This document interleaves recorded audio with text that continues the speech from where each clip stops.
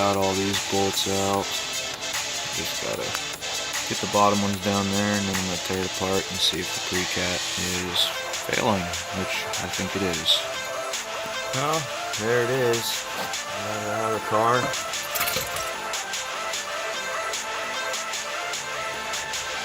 Looks like I'm gonna be putting a header on her soon. So when you look in this end, everything looks pretty much okay. Or when you look down here, that's the inside of the cat coming out. As you can see, it's pouring down rain. I'm soaked. Today's video is going to be a little short, but basically all I did was I tore the manifold off the 05 Altima, and yeah, took a look at it. I'm going to be putting a header on it because the pre-cat is messed up, and not sure if I'm going to sell it or make some sort of race car out of it.